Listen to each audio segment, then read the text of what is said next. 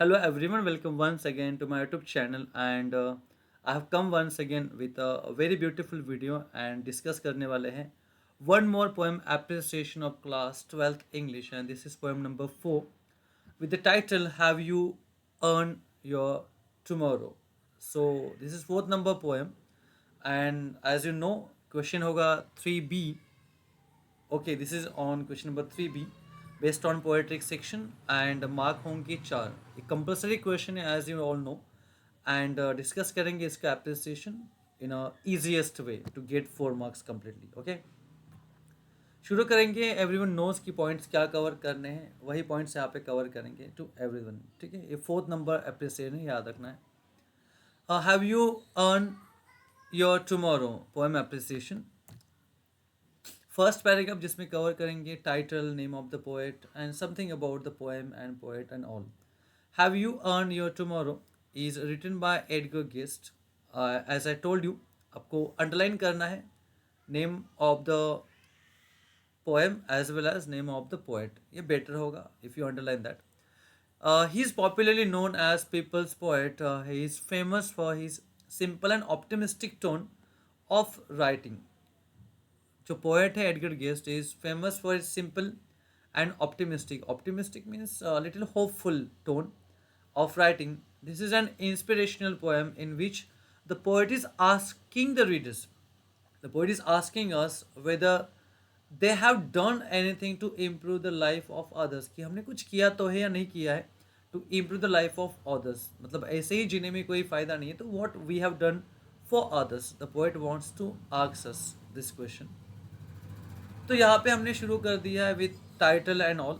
शुरुआत दे हम next paragraph में कवर करने वाले हैं थीम जो इम्पोर्टेंट होगा. एंड अगर आपको पोएम अच्छे से समझ में आ गई होगी तो आप थीम भी अच्छे से लिख लोगे. That is the theme of the poem is the importance of living each day by being kind and helpful to others.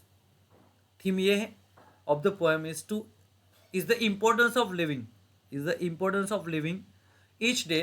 We have to live each day means every day by being kind and helpful. हमें सबके साथ kind और helpful होना है, ये हमें यहाँ पे थीम में एक्सप्लेन किया गया है. And by making small contributions to improve their lives.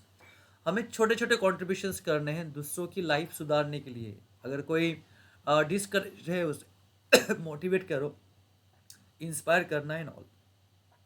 The poet also tells us to leave your good qualities behind and earn blessings of the people. हमें जो अच्छी क्वालिटीज़ होती है उनको अच्छे से छोड़ के जाना है पीछे. Okay, after you as well. And earn blessings of the people. हमें ब्लेसिंग्स लेनी है and it's just because of your deeds. जो आप पे ब्लेसिंग्स मिलेगी, ब्लेसिंग्स कहीं पे बेची नहीं जाएगी, आपको परचेस नहीं कर सकते हो, वो अर्न करते हैं पर करनी पड़ती है by your deeds, with your deeds as well. ये बेसिक थीम है, शॉर्ट में मैंने किया है, सिंपलेस्ट करके मैंने यहाँ पे लाया हूँ, याद रखना है. आगे कवर करेंगे language, poetry device and all. The language of the poem is simple and straightforward. Simple language है, स्ट्रेट फॉरवर्ड है, जो अच्छे से समझ में आएगी to every reader, to all of us. The poet uses the rhetorical question to convey his idea. Rhetorical question का use किया गया है. Various figures of speech like alliteration, antithesis, inversion, metaphor, personification, tautology, repetition and interrogation are used in the poem. तो हमें एक list दे देनी है कि अलग अलग जो पोएटिक डिवाइसेस यूज हुए हैं, फिगर्स ऑफ स्पीच यूज किए गए हैं. एंड एक्सपेक्टेड है कि एक आध एग्जाम्पल आप दे सकते हो, जो भी आपको लगे वो एग्जाम्पल दे सकते हो. It's a better thing. हो गए 3 पैराग्राफ. सिंपल है, बहुत ही सिंपल वे से. ठीक है, देन स्पेशल फीचर्स क्या देखते हैं. The special feature of the poem is the visual imagery in vanish in the throng.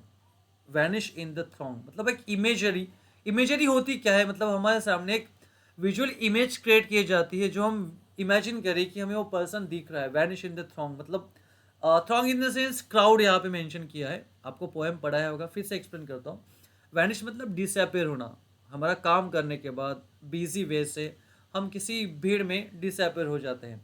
Rush along the way, वे से घाई गई या फास्ट निकल जाना है.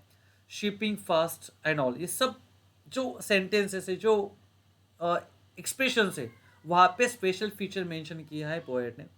The other features of the poem are the interrogative lines and the repetition of a why in the first, second and the fourth stanza, which add an element of unification in the poem. तो यहाँ पे हमने special feature भी use कर लिया है, add कर लिया है. लास्ट पैराग्राफ में हम दो पॉइंट्स कवर करेंगे, जो मैसेज है और आपका ओपिनियन. यहाँ पे मैसेज क्या है देखो. The message being conveyed by the being conveyed by the poem is the smallest good deed on one's part is enough to guarantee a better tomorrow for oneself. अगर आप छोटा भी काम करते हो, if you have a smallest deed, अच्छा काम करते हो किसी और के लिए, to secure the life of others, to make the life of comfortable others, so it will help you, or it will guarantee a better tomorrow for oneself. Tomorrow stand for future. It is state that कि आपके present efforts पे आपका future depend होता है, वैसे ही आपके present deeds पे आपका फ्यूचर डिपेंड होगा, याद रखना है. So try to earn the blessings and try to help others always.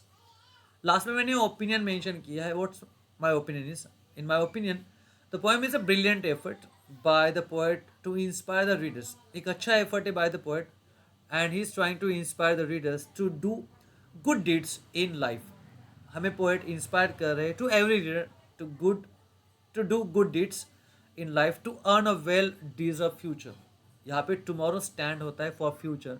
और वेल डिजर्व फ्यूचर कब मिलेगा, जब हमारा प्रेजेंट अच्छा होगा, जब हम प्रेजेंट में हेल्पफुल रहेंगे टू द अदर्स. तो बहुत अच्छी आइडिया है, and I think so you will enjoy writing the appreciation. ये एक चीज़ याद रखना है, हमें पोएम उसके अलग अलग एस्पेक्ट से पढ़नी है.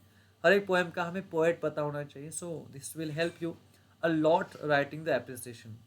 Okay, so this is all about the appreciation of fourth number poem, Have You Earned Your Tomorrow. See you very soon with a new topic, everyone. Till then, bye.